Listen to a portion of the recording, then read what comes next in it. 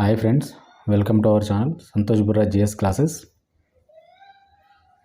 So ఈరోజు మనం 2024లో అడుగుపెట్టినాం.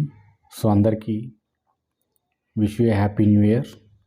ఈ సంవత్సరంలో ప్రతి ఒక్కరు కూడా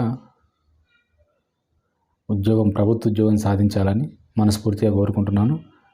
ముఖ్యంగా మన పోలీస్ కానిస్టేబుల్ అభ్యర్థులు ఎవరైతే పోలీస్ కానిస్టేబుల్ ఆర్ ఎస్ఐ కోసం ట్రై చేస్తున్నారో వాళ్ళు కోచింగ్ తీసుకోవాలా వద్దా అనే టాపిక్ పైన ఈరోజు డిస్కషన్ చేద్దాం.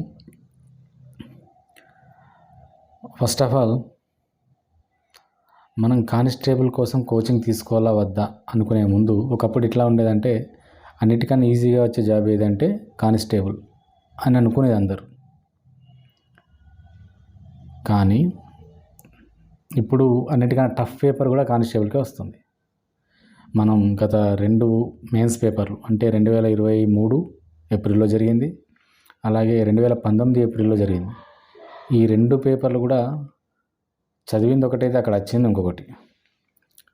సో ఈ 2 పేపర్లను మనం అంచనా వేస్తే ఈ మిగతా ఏ ఎగ్జామ్స్ జిఎస్ చూసుకున్నా ఈ స్టాండర్డ్లో రాలేదు. సో ఈజీ కానిస్టేబుల్ స్టాండర్డ్ అనేది అంత ఎక్కువగా వచ్చింది. సో ఈ నేపథ్యంలో మనం కోచింగ్ వెళ్ళాలా వద్దా అంటే, మీరు కోచింగ్కి డబ్బులు పెట్టేంత స్తోమత ఉంటే ఖచ్చితంగా కోచింగ్కి వెళ్ళండి. ఎందుకనంటే కోచింగ్ వల్ల మనకు సబ్జెక్ట్ అనేది ఈజీ అవుతుంది. ఇప్పుడు మనం ఒక సబ్జెక్ట్ బుక్ తీసుకొని అది చదివి నోట్స్ రాస్తాం. సో దానికి మనకు ఫర్ ఎగ్జాంపుల్ ఒక 2 months పట్టింది ఒక పెద్ద బుక్. ఫర్ ఎగ్జాంపుల్ ఒక ఇండియన్ హిస్టరీకి 1 month పట్టింది అనుకోండి మొత్తం చదవడానికి.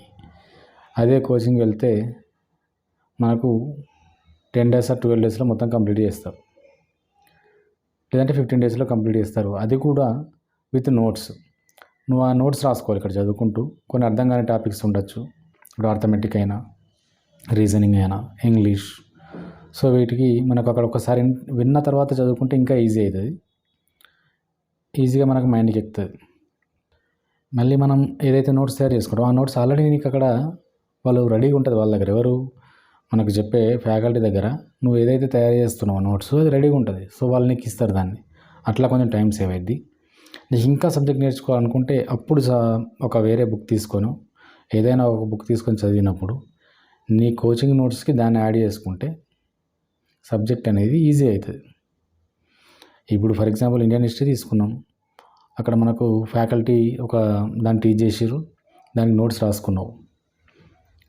దాన్ని చదివిన తర్వాత నీకు ఇంకా చదవాలనిపించి వేరే బుక్ ఏదైనా తీసినప్పుడు వీళ్ళు చెప్పని పాయింట్స్ ఏదైనా ఉంటే అది ఇక్కడ యాడ్ చేసుకోవచ్చు. సో ఆ పాయింట్స్ గుర్తుపెట్టుకోవడం పెద్ద పని కాదు అప్పుడు, ఎందుకంటే నీకు ఈ సబ్జెక్ట్ అంతా వచ్చు కాబట్టి. సో ఈ రకంగా మనం నోట్స్ తయారు చేసుకోవచ్చు. ఏంటంటే మనకు ఫస్ట్ ఒక ఫిక్స్ నోట్స్ ఉండాలి, దానికి మనం యాడ్ చేయాలి. రకరకాల బుక్కులు చదవడం వల్ల ఉపయోగం ఉండదు. తర్వాత ఒకవేళ మనీ లేవు, కోచింగ్ తీసుకునే అంత సిచ్యువేషన్, ఇప్పుడు ఫైనాన్షియల్ సిచ్యువేషన్ అనేది లేదనుకోండి, అప్పుడు యూట్యూబ్లో మనకు చాలా కంటెంట్ ఉంది. చాలా కోచింగ్ సెంటర్స్ మనకు 200 రూపీస్ 300 రూపీస్కి ఆన్లైన్ కోర్సులు ఇస్తున్నాయి. 1000 రూపాయల లోపే ఉంటుంది ఏ కోర్స్ అయినా కూడా మనం తీసుకోవాలనుకుంటే. లేదు ఇండివిజువల్ అయినా నేర్చుకోవచ్చు. కొంతమంది 100 రూపీస్ లేదంటే 200 రూపీస్కే సింగిల్ కోర్సులు ఇస్తారు. సో అలా అయినా నేర్చుకోవచ్చు. ఇంకానే గట్టి పట్టుదల ఉండి డిస్ట్రాక్షన్స్ గురి కాకుండా యూట్యూబ్ చూసి అయినా నేర్చుకోవాలనుకుంటే నేర్చుకోవచ్చు. యూట్యూబ్లో కూడా ప్లెంటీ ఆఫ్ కంటెంట్ ఉంది, చాలా కంటెంట్ ఉంది అక్కడ. సో నువ్వు దాన్ని సెగ్రిగేట్ చేసుకొని 7 వరకు నేర్చుకోవాలో చూసి నేర్చుకుంటే అది నీకు తెలియాలి అక్కడ ఎంతవరకు చూడాలనేది. ఓకే.